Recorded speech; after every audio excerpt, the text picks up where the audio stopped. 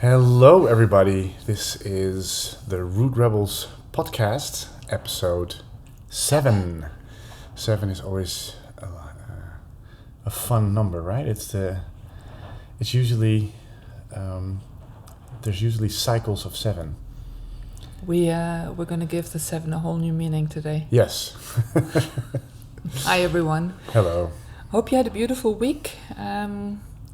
Maybe where you are, you get to have a vacation. Maybe the weather is nice. Here it's rainy. For weeks on end. Yes. But of course, if you know the Dutch, they have a few hobbies. But our favorite pastime and favorite hobby is complain about the weather. So now that we have that covered. Into an art form. So here you go. Now we've got the weather covered. What's left to talk about, Jonathan? Yeah, that's a really good one. What's the topic for today? The topic for today is the end. And I know that sounds very apocalyptic. This is the end? This is the end. Yes. This is the end. This is the end of this incarnation of the podcast. And probably not the end of seeing us around online or in other forms, maybe even with the re-release of Rude Awakening that's coming in a few months. We have some exciting news about that, but yeah, so we're let's dive in. We're gonna do this. This is gonna be our last podcast for the Root Rebels show, and yeah. We're a little bit lost for words still because somehow I think it was the last weeks, the shifts of cycles, phases, and just transitions have been very obvious for us personally, individually. Yeah. And just as you know, on this journey, you're supposed to hold everything lightly. If you don't, it's being ripped away. But for us, it's been a promise to ourselves and each other that we will always want to revisit and see, do things still feel like, this is how it should be, or does it want to change, does it want to shift, and, to not stand in the way. So we've come to the conclusion that this is the conclusion, that we're concluding this phase of being the phases of Rude Awakening and everything that followed the release, or the soft release, the soft launch. And now we're going into a new phase, and it's good to hold it lightly and to release it. And even though, I think we've both had some really, really amazing insights and... Yeah. Basically, we're saying this to each other, but the podcast up until now, 17 episodes, it's almost felt like sort of a video diary to ourselves, and then with you guys as a witness. So that was very, very beautiful, especially in this, these last couple of months, which were, vital for making the big changes that were always talked and dreamed about, but actually now we were making them, or in the middle of making them, or even fighting against, the changes. I know I was. Yeah.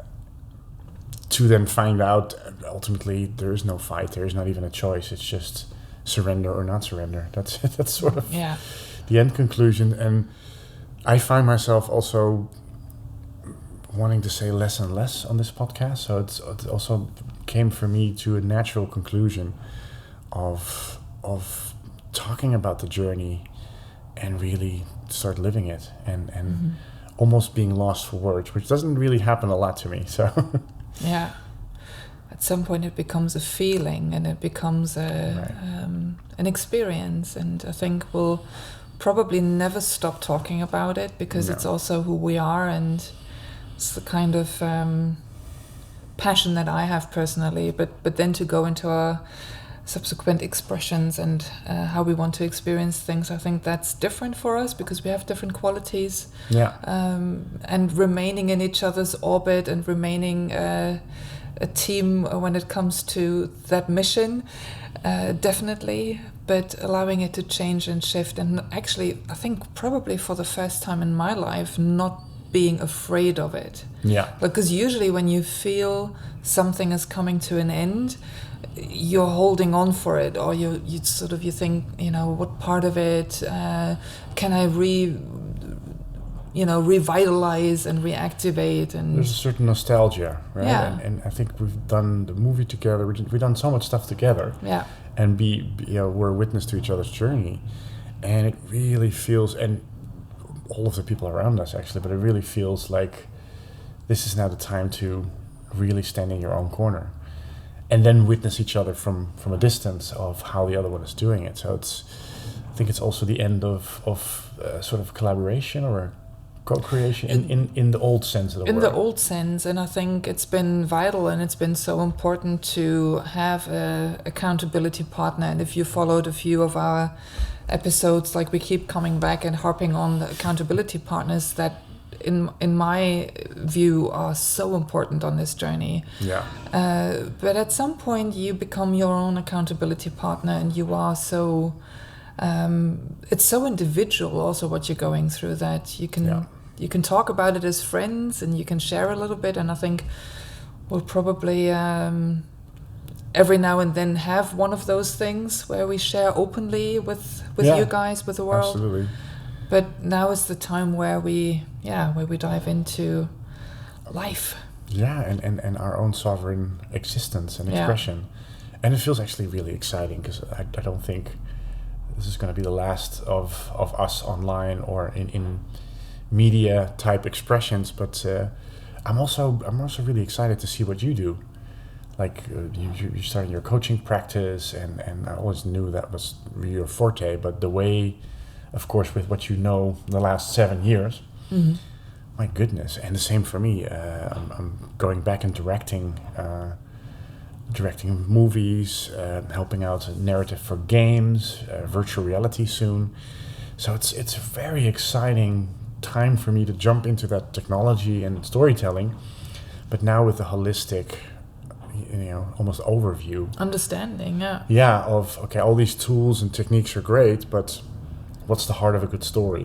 When does it energetically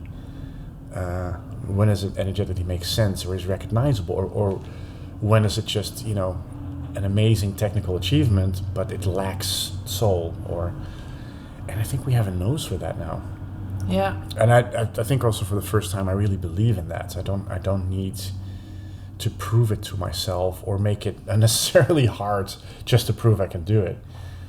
So that whole survival or proving thing is completely gone. And I think, the journey is a journey. I don't think that, it's like, never in my wildest dreams would I sit here and say this journey has ended. It's just probably only just beginning. Yeah. So it will keep going, but I think the bubble that we've been in, going through our individual shedding process and transformation, at some point you have to return to life and return back to the choice of, I am a human being and I want to be in the experience of life with all its colors, with all of its sensations, and with all of my senses intact, hopefully, maybe even sharper than ever. Yeah. And then applying myself back to life, also to find out who am I as this new aware version of myself.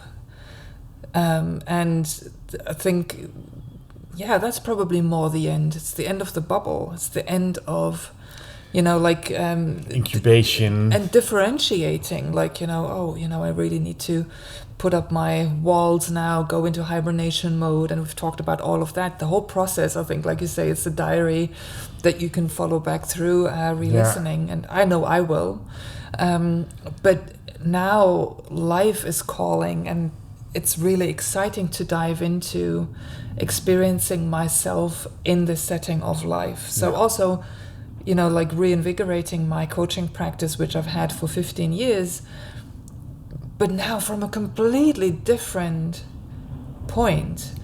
It's like, now I'm not just doing it here in the little farm setting, and where nobody can find me, but now I'm back in life, and I'm becoming visible as that grown version of Sandra. Yeah, and I think that sees herself. Yeah. And I think I'm at the same sort of crossroads where now, I was always very insecure about being a director. I was very good at it, but it's always this imposter syndrome kind of thing. Yeah, but thinking that you need to fit into an image that the world has made, and thinking that you might not be good enough, you might not meet those expectations, and now you bring yourself. Yeah, and it's being visible, but also having my communication back, my boundaries and clarity without getting angry. But that usually would create such a confusion in not saying your truth, or beating around the bush, and actually then creating much more confusion than you're trying to avoid.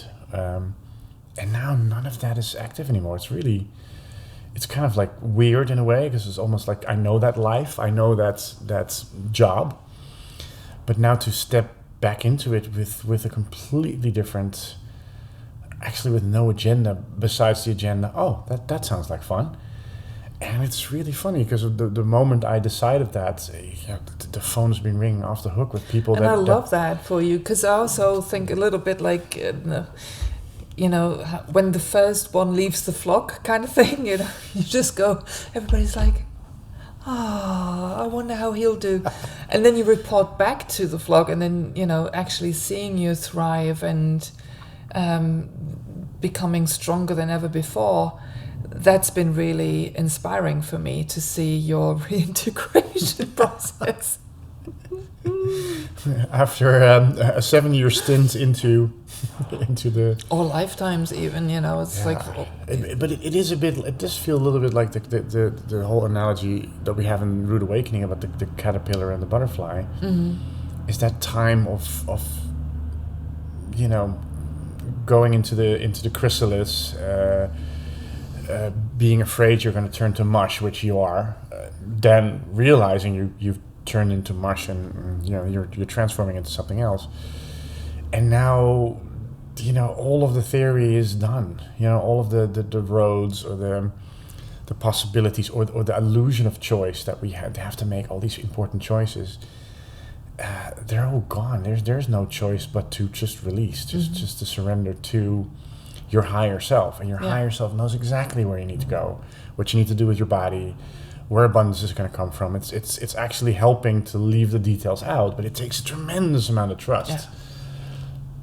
But even that is inevitable. So it's just blindly trust that it will work out the moment I let go. Leap before you think. Last week's. Yes, but now it's literally, what's the one thing you haven't done is just leap. And this is the big leap. This is the leap where you go, okay, now I'm changing operating systems. And I'm still a guy, I'm still a director, I still love to talk about this journey, but it's not going to be the same as it was. No. It is complete trust that, magic or bust, what we say. And I've run out of things to say, things to think, options that I think I had, which I didn't.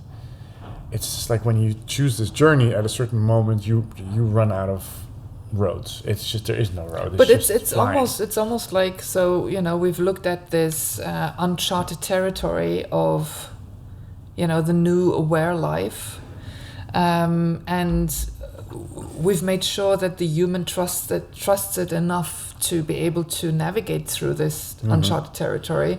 You've made sure that everything is on that map now, that the human can go, okay, I think I can do this, right? Yeah. Only to then discover that it's the most natural and the most organic thing, and it's the most intuitive thing navigating through it. And at some point, you just have to stop talking about the map, and you have to stop talking about the travel plans and actually travel. And get your ass on the plane. Yeah. Just go for it. Yeah. Yeah, and it really, only yesterday, really, it hit me again. It comes in waves. it really isn't about the illusion of choice, or it's just literally take a deep breath and allow yourself to feel all of you, not just the human part, but everything else, and then trust that it will serve you, and really let it go, really surrender. Yeah. Letting the agendas go, letting the yeah, but I'm this, I'm supposed to be this, but this expression belongs. Let it all go.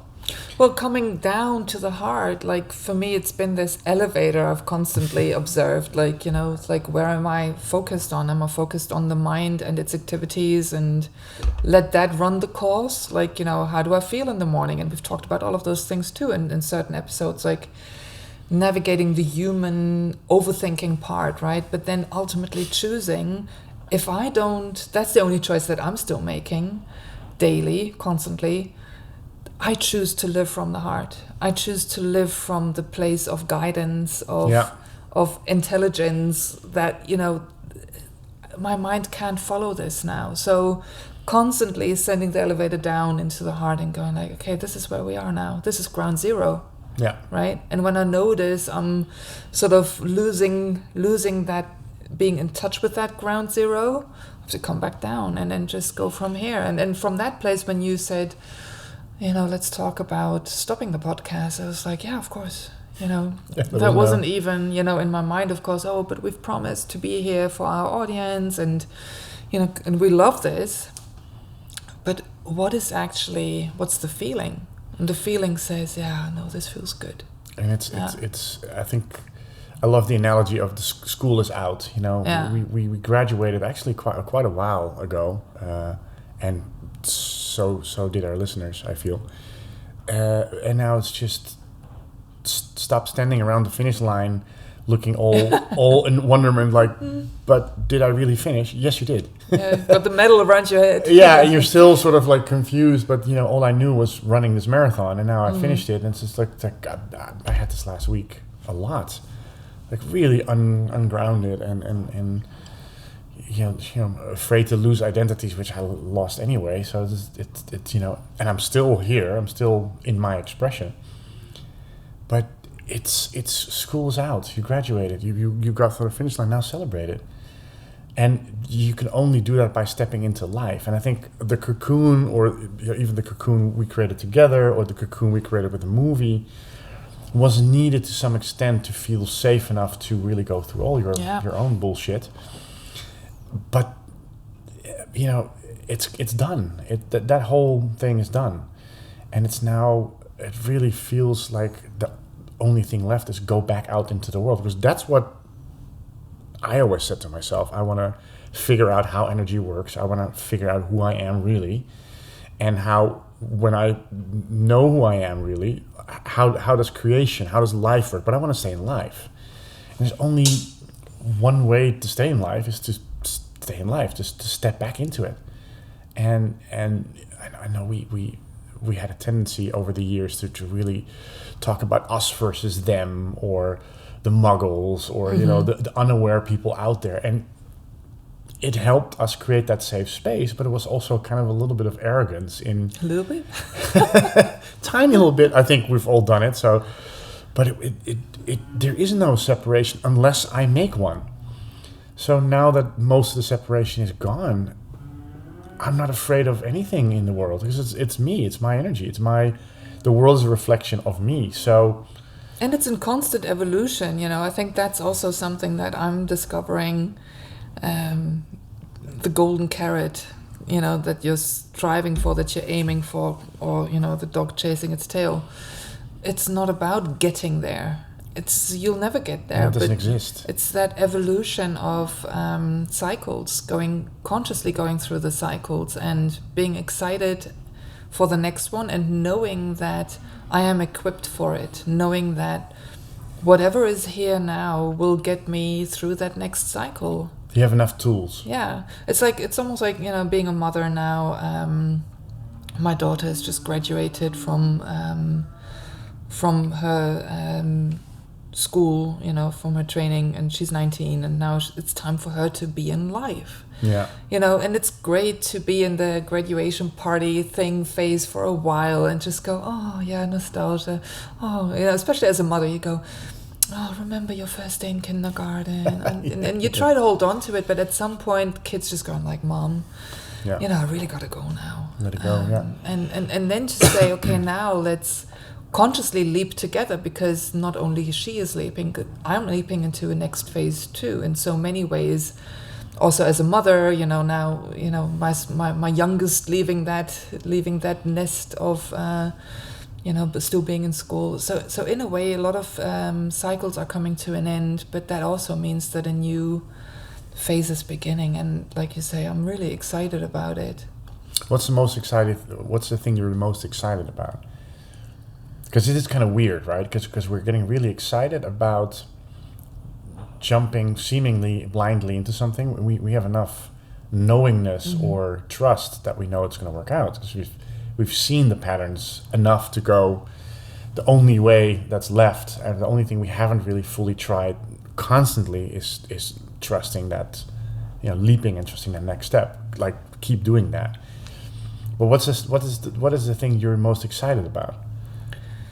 If I stop controlling how it needs to happen, I've learned that things I can't even begin to imagine come into my life, and that's been a constant trying it out and seeing if that's true or not, returning back to the bubble, going like, oh, it's a little bit scary today, I'd rather stay in bed, kind of thing. So for me, now leaping into me, it's almost like, leap before you think, but then to land in my own lap. So I'm excited to leap into me, to discover more of Sandra. Who is Sandra now? Yeah. In that complete trust, in that complete open heart space, in that complete, in my reality. Yeah. Not in the reality of the world that maybe said, oh, you're not good enough, or you're only good enough if, and take off those rose-tinted glasses and, be realistic. All of those things. Now I'm discovering I can now be fully who I am and more. And I'm really excited about that. Yeah. And I'm also not afraid to leave it vague when I don't have details, because I know sometimes it's like, that's a typical Sandra answer. Yeah. So she's just, Yeah. So sometimes like we do sound like. And that's part of the reason why, you say, maybe it's now good to stop talking about, because it is a feeling, right? Yeah. And we're only using words to guide us to the feeling, towards the feeling, and hopefully you can feel the place where we're coming from and that we're pointing towards. But ultimately, all of the words are just a restriction and a limitation. Well, it's almost like the words create artificial boundaries to encapsulate something that is there, so you don't see it, but because of all the words, you almost like put like a structure around it, so that you, by the negative space, you can almost discover, oh, there must be something there, because there's a lot of shit built around it, but you don't see it, and ultimately that space is your space. It's very, I'm amazed how individual you're going through it in a different way than I am. There's similarities, but your expression or the things that you're taking back home are different than mine, and they're becoming more and more different. And so is with a lot of people we speak to online, or when we have in our periphery. It's for everybody. It's different themes, and you have to experience it and be in it and feel it and fully allowed to dive into that experience. It's like me telling my daughter everything about the forest, or but without her ever going there, she will not know what it feels like. Or now go into the world, go earn your own money, and be this strong, powerful woman that I hope to see. Yeah. Right. That I hope to have contributed to.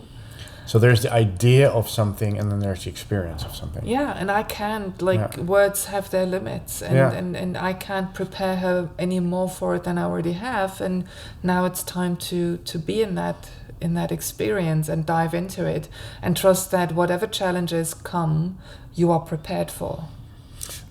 For me, that was the biggest eye opener of the last couple of weeks. And it didn't land in one big thud, but in layers or in phases. Is okay. The world is a reflection of me. Mm-hmm. I knew this when I was 20, but it took so long to land the inevitable. How do you say, like to land the experience of it?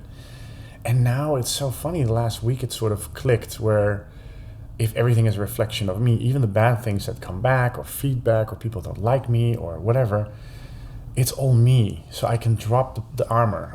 I can open the fortress. I can lower the gates.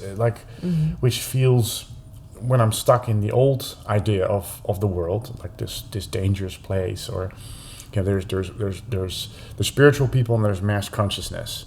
So basically the separation. Then I always had to fight it, or I always had to prepare myself for something, or I always had to interact with that world I hated. And now it's all me. Everything is me. Like a guy that spits on me on the street, it's me. So it's. That sounds exciting. It's such, I'm giving him a little bit of a bleak picture here. No, but it's. I've always been afraid of that evil world, and now it's acknowledging that I'm creating that world. My interaction with the world, with awareness, means it's I get back what I put in, and I'm aware of what I put in, because I'm taking the fear away and I'm taking the defense away. So you can brace yourself for people spitting at you on the street kind of thing, or you can just feel the excitement building of, now you get to participate in your own energy, and now you get to the difference. And it, again, sounds like a Sandra loop, right? Because you can clearly see there's something happening in my head. I'm putting things together that you're not yet witness to. But let me fill you in. On the weekend, I've rewatched my favorite movie, and it's about time. Oh, yeah. I love this movie so much. If you haven't checked it out, go check it out. It's a movie from 2013. It's a British movie, and it's amazing. So I'm not going to take away the plot, but in the end, become conscious of your participation and become aware of your agency in each moment. So I can be the victim that life happens to, and then I'll have to cope with a lot of things that that are in my face. I have to react to a lot of things, and then when I get to revisit that day that I've lived in stress and that was just horrible, but I consciously choose to experience every single moment and each beautiful interaction, and I put my focus there, and I'm fully present with the cashier at the supermarket, for example, or walking past a tree that gives me shade, or flowers that have a fragrance, or all of those things. If I'm fully present with it, all of a sudden my focus shifts. All of a sudden it opens up, and I get to experience a whole different version of the same day. Yeah. So that for me now is that part where I consciously interact with my life and my energy. It's not happening to me, but it actually is happening for me, with so many gifts that in the past I didn't see because I was too focused on the negative stuff and bracing myself. Yeah. And all of that, including having ideas, even good ideas, or good, creative ideas or inspired ideas, when you don't hold it lightly, or let's talk about myself, like the moment I have what I think is a very inspired idea, but I have ideas about how it comes to play, what are the steps to get there, am I good enough to do it or not? It's again putting it into a structure.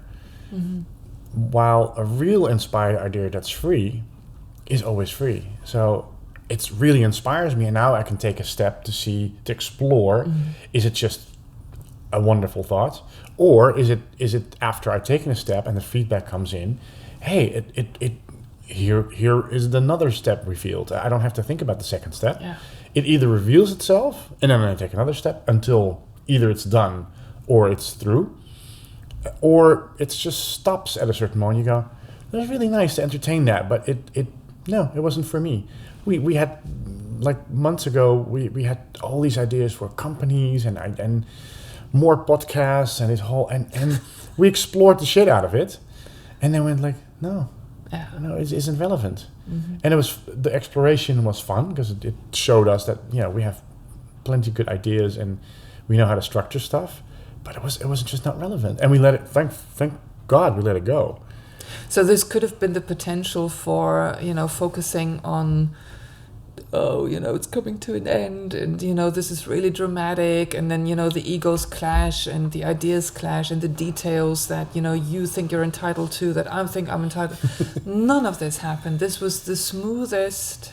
Yeah. Over the past months, even being witness of each other's journey and sharing openly and being vulnerable and saying what you need and saying where it's going for you without being afraid that the other one would take your head off, whatever.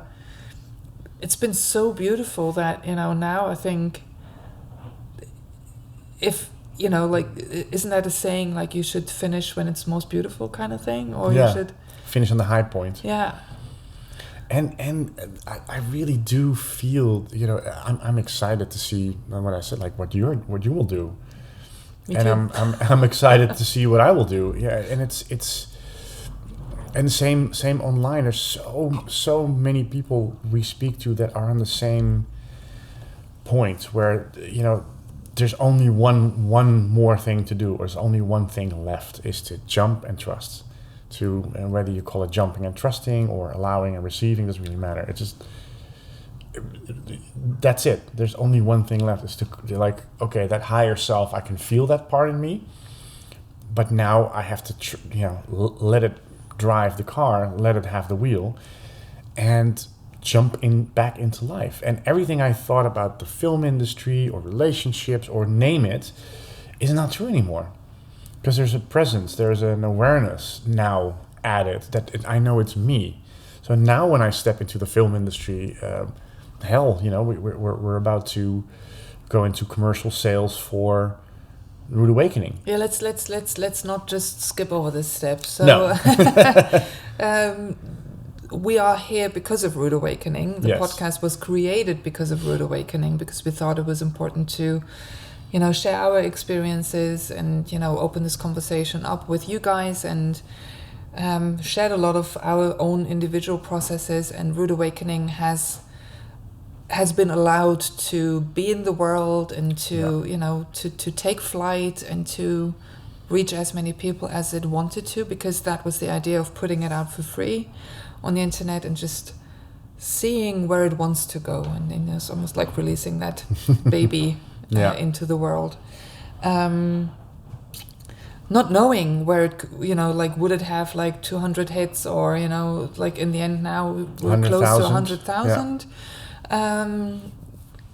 and having had feedback of people that were touched by it, that was the most beautiful thing for me, to see that it actually added so much perspective, so much value, so much depth, so much guidance for people that viewed it all around the world.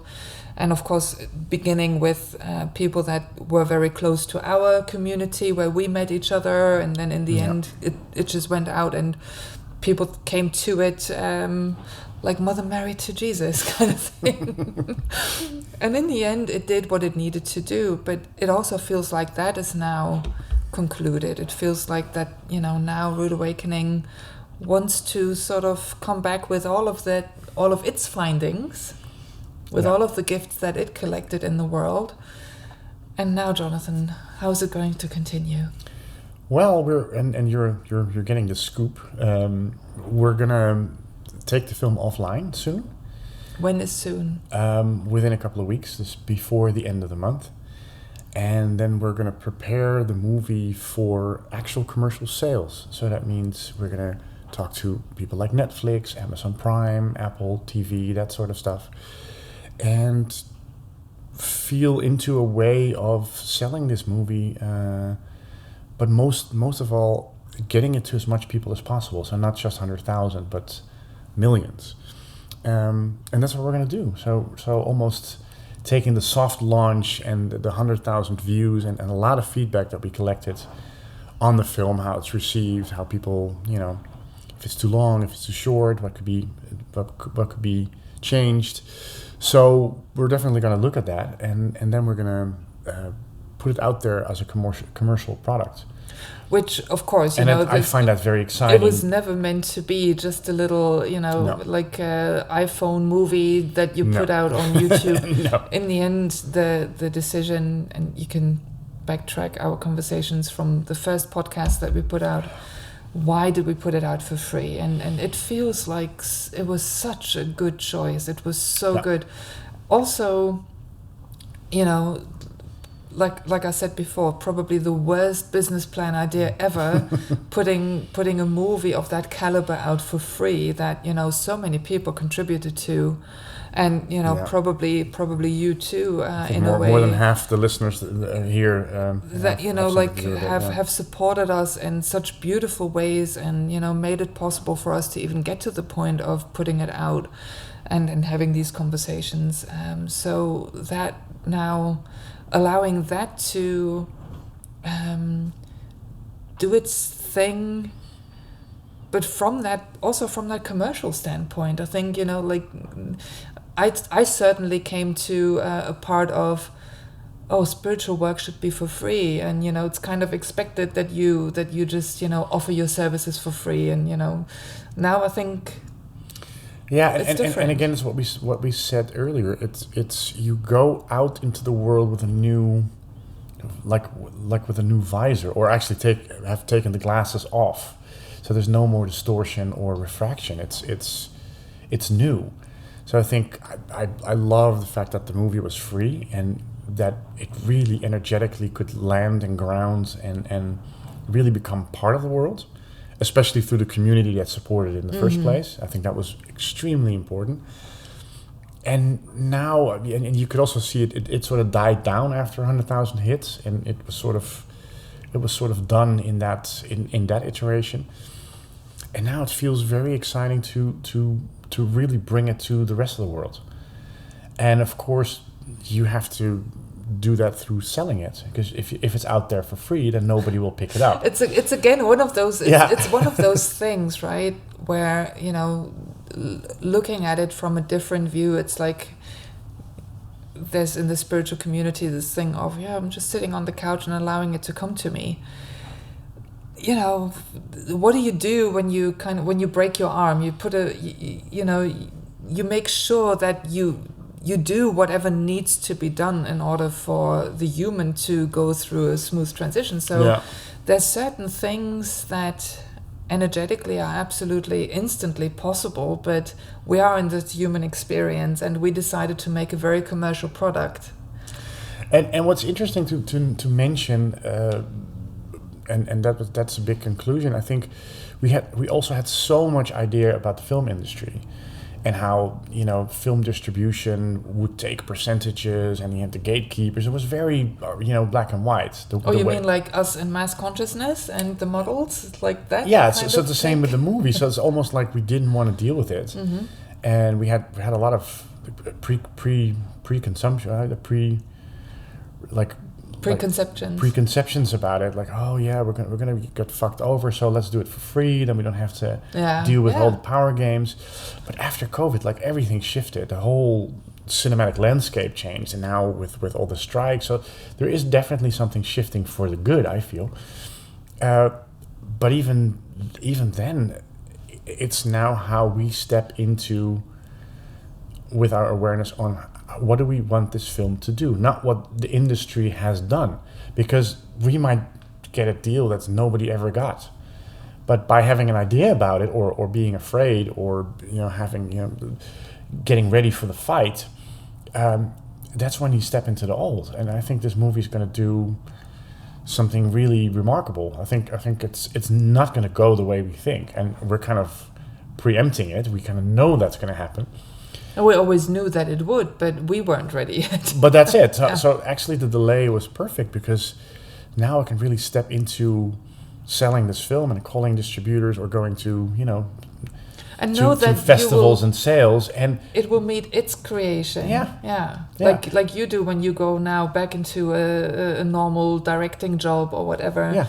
You're not experiencing somebody else's reality. It comes through your experience.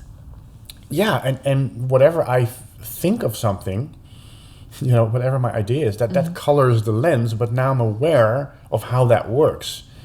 So I always have a choice to take the glasses off and say, like, it's sometimes nice to have the glasses on, to have an opinion about something. But I know if I really want magic, then it's probably a good idea to let the idea of it or the agenda of it go, or even the preconception about what I think it's how it's going to go. Mm-hmm. And then the movie can truly do what it needs to do. And I think it's funny that we used to be very, very much almost like dreaming about, this movie, if it does really well, we get a secondary income and we can make another movie and it will. It's not even about the money anymore. It's so funny.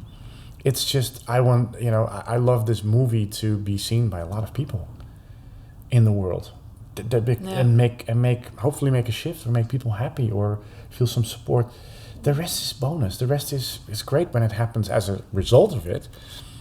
But it used to be the other way around. And it also honors the human journey making it, because it did not only cost time, it also cost a lot of money. Yeah.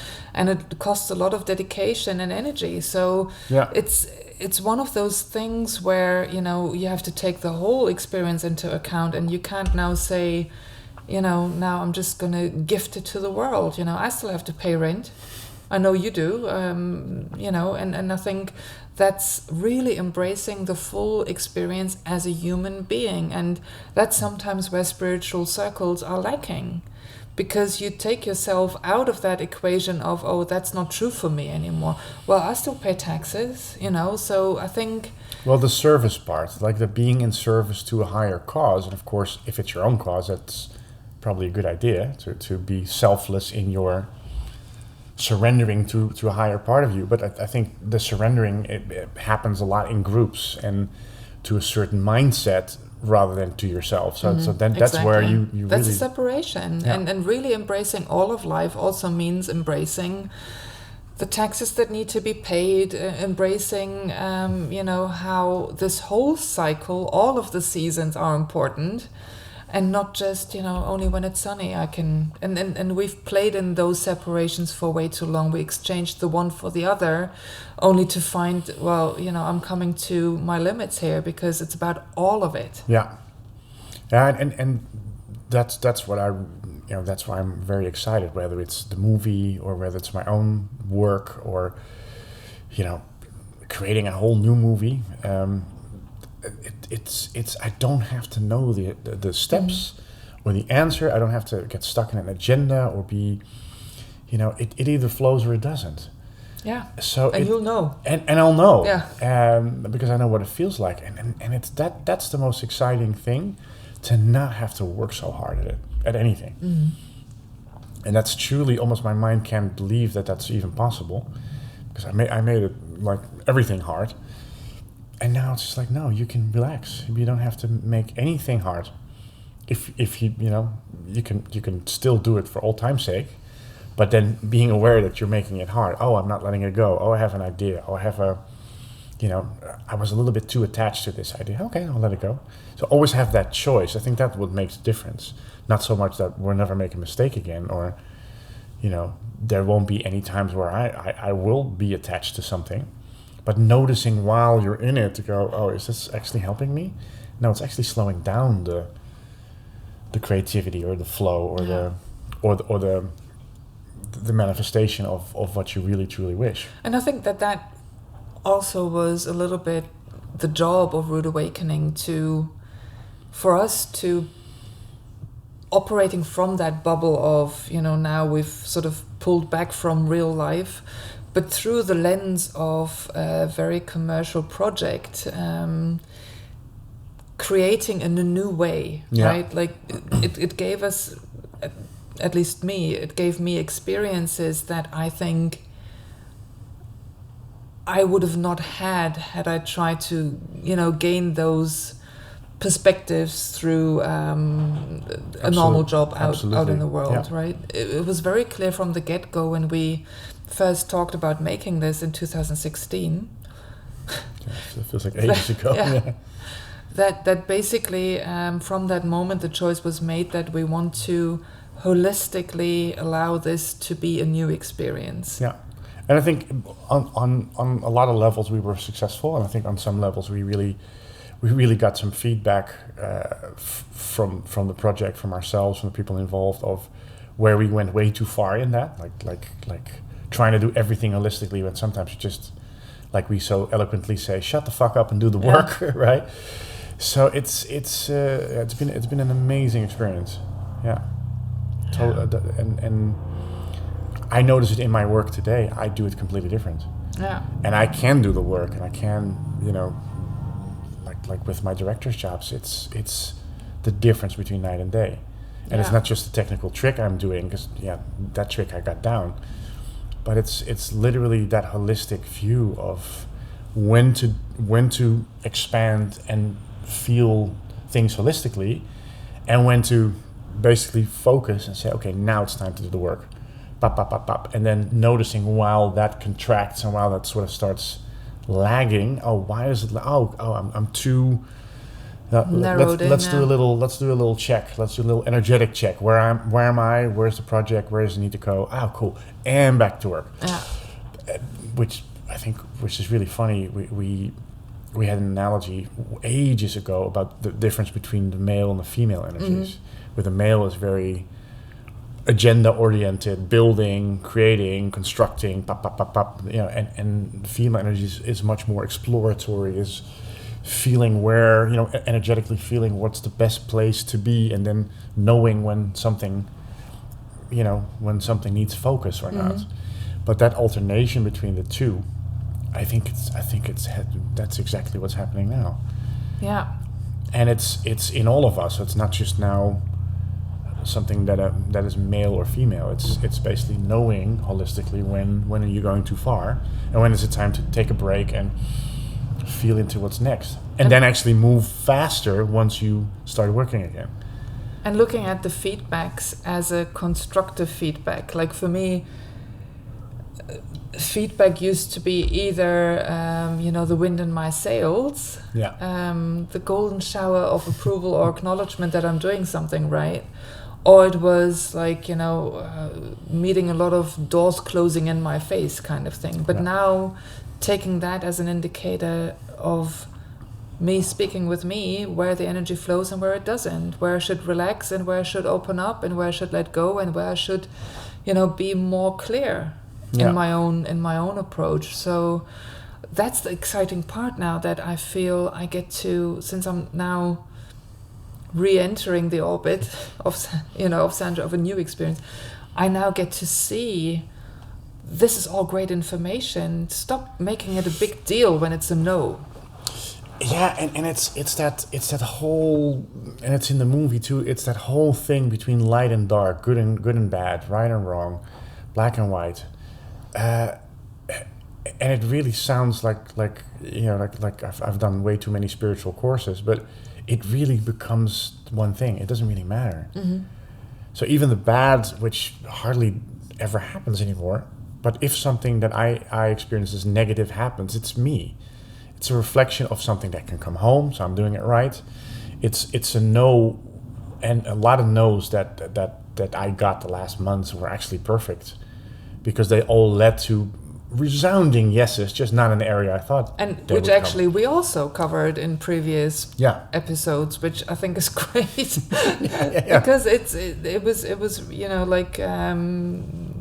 very much in sync with what we were experiencing, and finally being able to see that a no doesn't mean that you did it wrong. It just means, keep open, because something else might be coming in that is far more pay attention fitting to the feedback. But again, you have to be in life.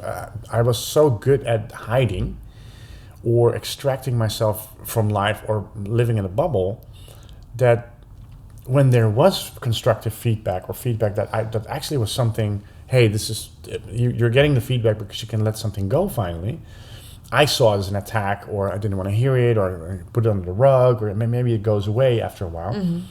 Completely missing, it's my own higher self giving me the feedback.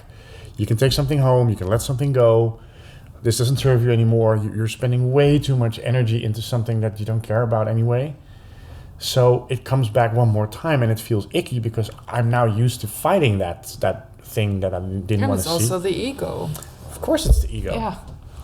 And now it's like, for most, I mean, I can't say I'm always very happy when something negative comes back, but the confusion that it isn't mine is going. And that makes it so much easier to go, this sucks, I really hate this, but it's undeniably me talking to myself. And that's a game changer.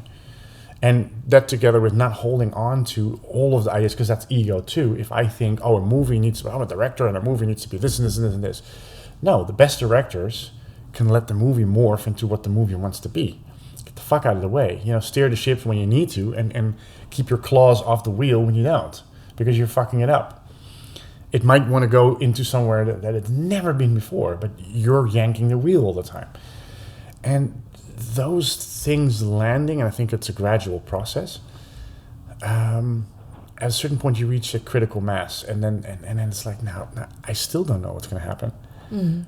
But I have the tools or the trust that the less I meddle with it, the better it will go. Yeah, the trust, that's huge. I mean, I'm really excited about finding out how much more I can trust. Like, even more, you know. Now... And you said it before, it's only beginning. And I really feel that the real journey of freedom is only starting now. Which is really odd. So because trust and freedom, those two go hand in hand. You get to experience more freedom the more you trust. Yeah. And there's no talking about it like full circle with what we said before. Mm-hmm. You now just have to jump. You have to trust. You have to leap into that unknown, which is really not unknown. It's your higher self. But do it while you're still on the planet, while you're in life. And I think that combination, that is very exciting, because that feels, you don't have to do that in a monastery. You don't have to like meditate for 30 years. You don't have to clean yourself of bad chakras or karma. No, you can smack bang in life. Be human, act human, sound human. Be human, but knowing how your energy works, and nobody really. Maybe apart from some enlightened beings that are on the planet, nobody really knows what that looks like. Yeah, and because, even that enlightened being has not been in this world where we're headed to. Because now, technology, the world affairs and all of it play a role in this. It's not just about, living on an island or on the mountaintop and being enlightened. This wants to be embodied, and this wants to be flowing into the plain human experiences. Yeah. And that's really exciting. And again, I'm not somebody that is hopeless. I am a very hopeful person. I do believe that we're headed into an amazing future. Yeah, I think so. But too. we get to choose which point we're looking at it from. Do I look through the fear, or do I see the fear as an indicator of where I can grow more?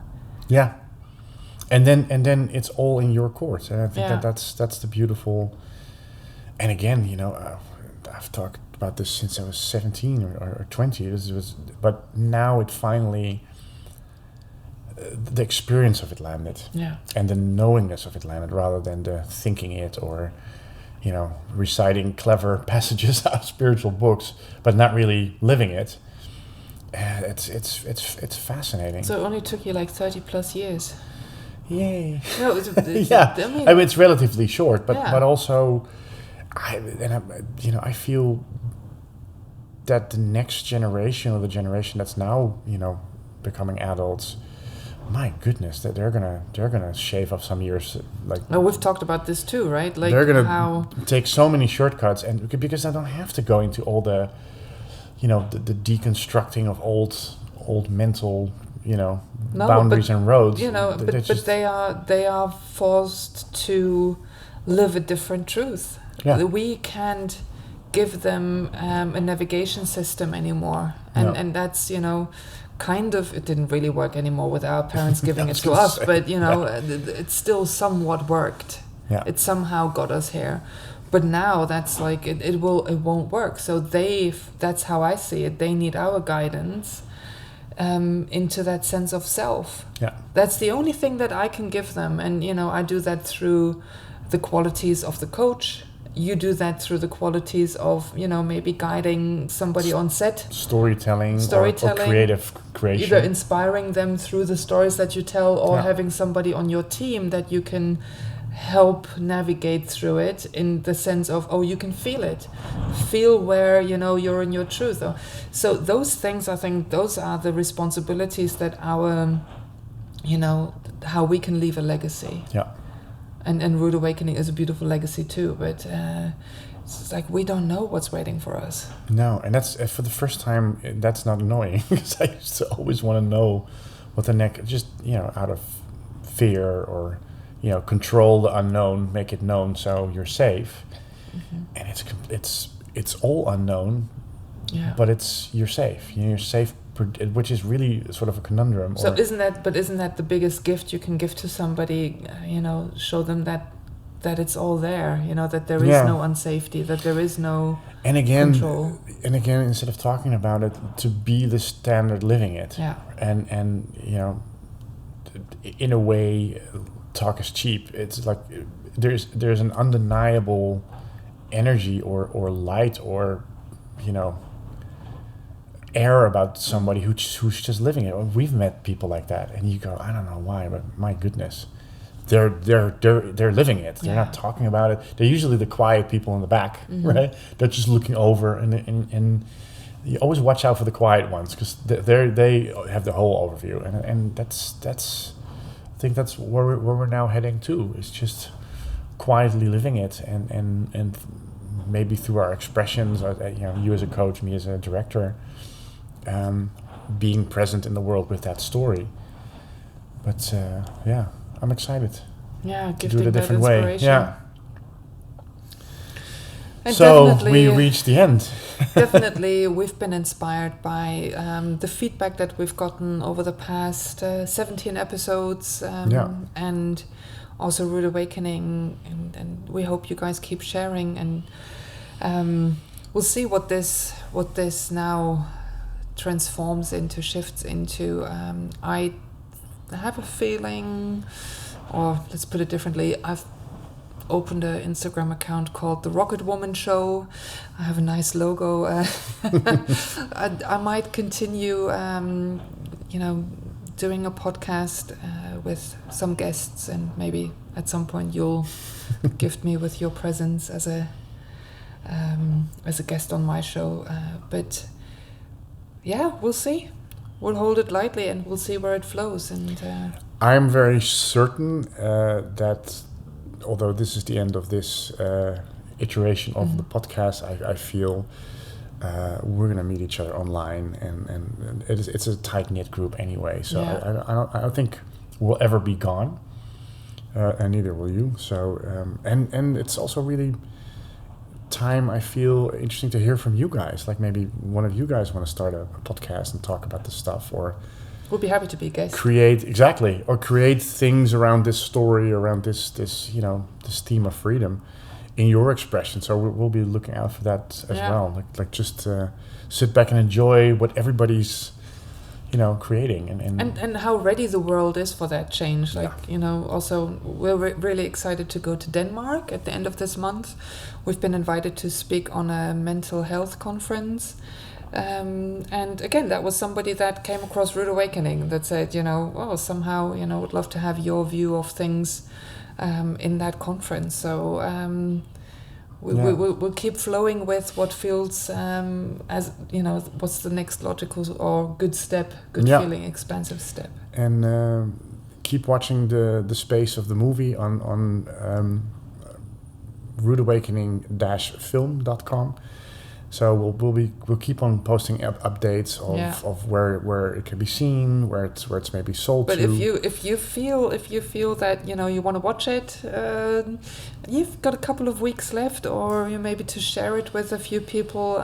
For now, it remains online, but a couple of weeks maybe end of the month. We'll announce it properly online, but it will be online until the end of the month, and then it's it will also change its form. So. So let's wish it well as it goes into its next incarnation.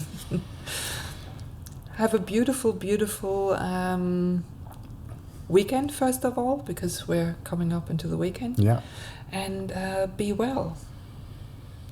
Absolutely. Be well, be free, and jump. Jump. Bleep, bleep, bleep. And we'll see you on the bottom. Exactly. On the big trampoline. See you It's been guys. fun. See you guys out there. Bye. Ciao.